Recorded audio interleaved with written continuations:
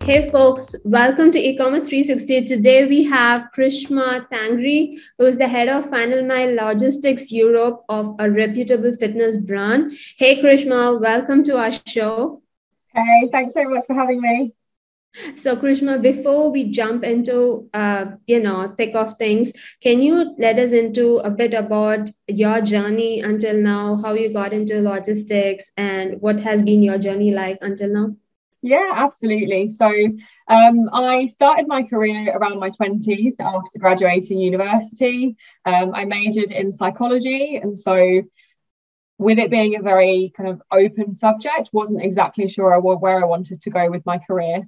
So I ended up working for a very reputable supermarket retailer in the UK business, and so took on a role in operations, which I absolutely loved. Got loads of really good experience, and then had the opportunity to move across into logistics and showcase some of that experience. So that was my first real experience of what it meant to work in a distribution centre, all of the different operations that take place before something reaches a store. And then from that, I became really involved and really loved the idea of working in that environment. So I then took my next career step into a different industry, so fitness, and then was very lucky and fortunate enough to get an opportunity to lead the final mile operation. Amazing. Awesome. So as you might know, logistics is a huge part of e-commerce business, and it's the most challenging part for any e-commerce business. How important do you think logistics, the role of logistics is for any e-commerce business, especially now? Great question. I think logistics is, from my experience, the bottleneck of any business. So from an e-commerce perspective, the sales and the drive and how much traction you can get into the business is really important and shouldn't be underestimated. But ultimately, no matter how much demand you get into the business, if you can't fulfill it, and you can't fulfill it in a way that meets your customers' expectations, then the business is really going to struggle with profitability.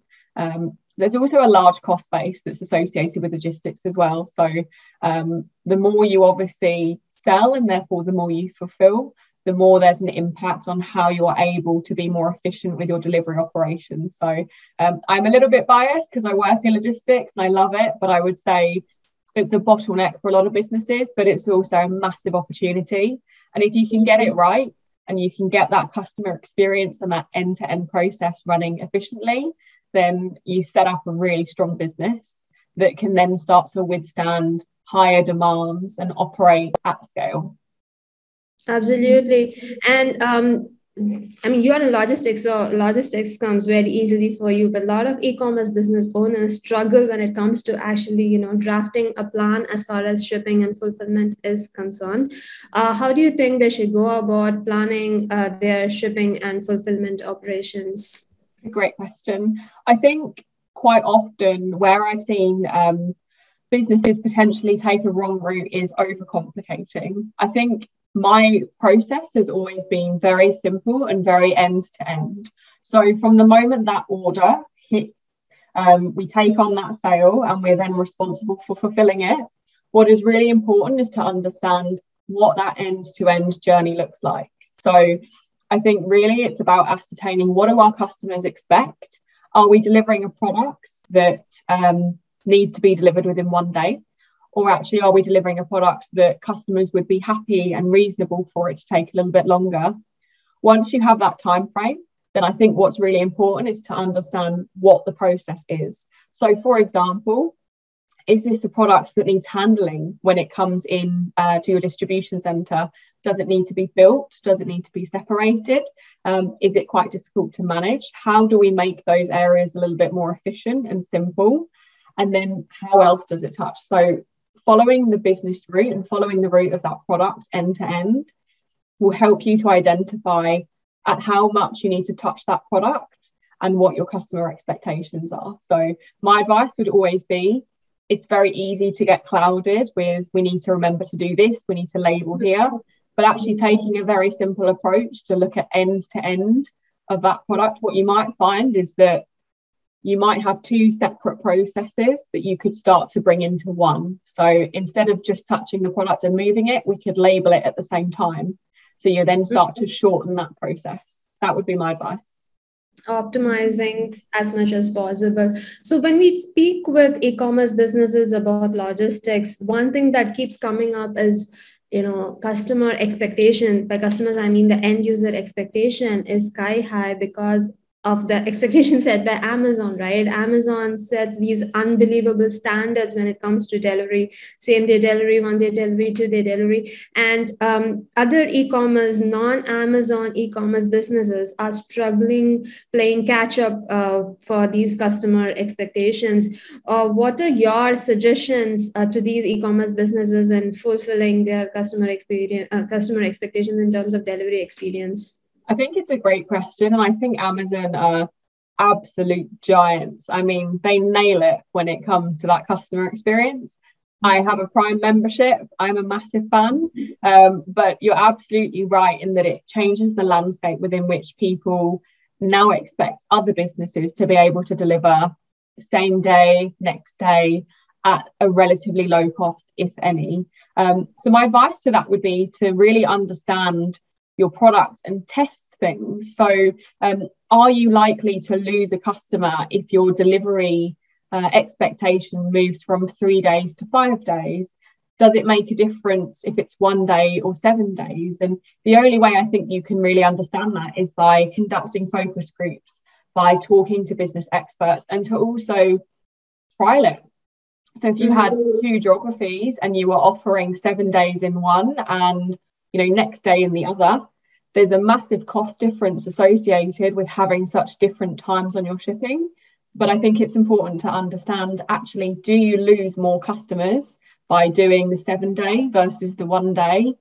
And what is the difference if you did on your cost? Because the simplest way I could explain it is that if you had next day delivery and then you had 7 day delivery and customers dropped off, say 10% of customers dropped off for the 7 day delivery because it's a bit longer, what you then need to understand is, of that 10%, is that 10% more or less than what you would have been spending on the next day? So I think it's a little bit of trial and error.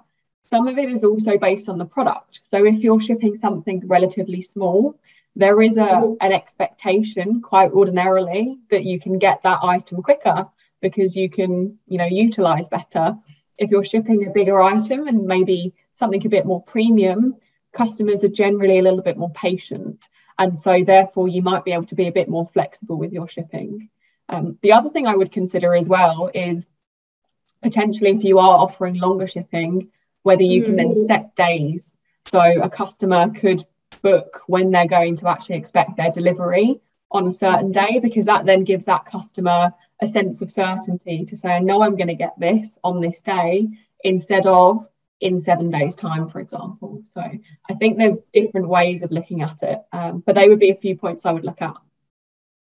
Talking about setting the right expectations, right? Let's jump into the role of tech and notifications that the customers need to be aware of when it comes to shipping. Right? Same example. Amazon keeps you in the loop at all times, from the moment the shipment leaves the warehouse till the moment it boards the truck and it's out for delivery. So probably customers are spoiled for those notifications as well. How should companies or specifically e-commerce businesses cater to that kind of expectations that customers are having? I think fundamentally, the more visibility you get, the better. The caveat to that, I would say, is that sometimes the more visibility you get, the more prominent it is when there's a mistake or there is something wrong. So it's not as hidden. The infrastructure in Amazon is incredibly impressive and it works at scale, but there's a lot of pressure for small businesses to try and adopt that. And what I would say is trying to understand that customer journey. What are the key points? And also, how long is that shipping experience?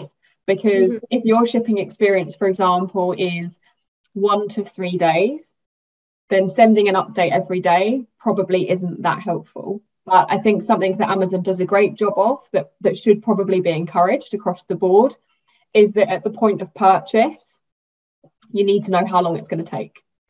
And so that's where it's really beneficial to say next day, 3 to 5 days, etc.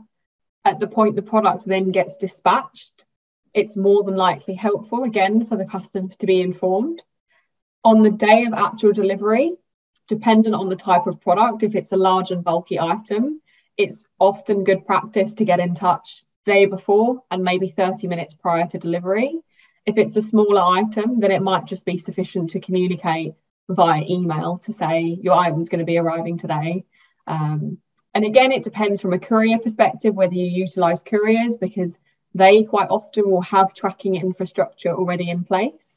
But I think a lot of it does depend on what your shipping offering is, and what your customers' expectations are along that journey. And it's always better to start, I would say, with a little bit less to try and understand, is this sufficient or do we need to add another layer in? So a good measure would be if you are constantly having customers contact your member support function to say, where's my order? That might indicate to the business, hang on, we need another step here to be able to inform our customers so they can track this and reduce the number of calls coming in. That's a brilliant strategy. So taking a complete detour from what we were speaking earlier. So we were talking about women in logistics, right? And there are far and few. Is that because there are a lot of challenges when it comes to, thriving in the logistic industry as a whole? Or is it something that, that women are not attracted to as a job? What do you think are the reasons that we don't find many women in logistics?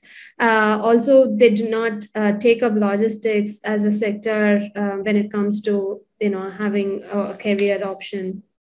I think it's a great question, and it's a very sound observation. So there's very few women that occupy roles in logistics and senior roles as well. I think there's something to be said about the environment and a lot to do with the kind of historical piece. When you think of logistics, you think of big trucks, you think of ugly safety boots that are very important to wear, you think of high visibility vests. It doesn't feel or look like an attractive prospect, and it's certainly very male dominated. So if you look at the transport industry, for example, there's a high level of male colleagues that occupy that industry. So I think some of that is to do with the fact that because there are not that many women and they're not as visible within logistics, it doesn't appeal as much to women as a potential career. From my experience, there's so much that can be learned, and it's such an exciting platform to work in. It is challenging, I think, being a woman in logistics because there's not as many women around you. And so you want to be able to encourage people to work there, but there are some assumptions. And so I've been in examples before where you have been in a meeting and somebody has assumed that your male counterpart is actually the leader within logistics because it's just the way that it has been, and it wasn't intended offensively, but it's just that kind of culture that you have where logistics is male dominated. In terms of the job itself, I would absolutely encourage women to consider joining and pursuing a career in logistics. It's a lot to do with problem solving, which I think is gender neutral. Both men and women are very good at problem solving in different ways. But it's also generally quite a people related role when you're running warehouses. I think there's some really amazing skill sets that, again, people can leverage. And so it is actually at the heart of it a very appealing role that involves problem solving, it involves strategy, it involves managing and working with people. And those three things are in lots of industries which are very rich with women as well. But I think it has been a little bit blockaded by the fact that it's historically always been a very male-dominated environment. And the areas that you're managing, for example, transport, drivers, are also very male-dominated roles. So I think that's maybe one of the barriers, but also it's a great opportunity. That's very well articulated. Thank you so much, Krishna, for coming on our show today and leaving us a lot of insights and a lot to think about for women from a career option, and how logistics can be a very, very attractive, lucrative option when it comes to career for women. Thank you so much for sharing your insights about delivery experiences and how e-commerce businesses should go about planning their shipping and fulfillment. And there were some really good examples. So thank you overall, and hope many more women look at logistics as an attractive career option moving forward. Amazing. Thank you so much for having me. I've really enjoyed this. And yes, please, more women in logistics. I would love that.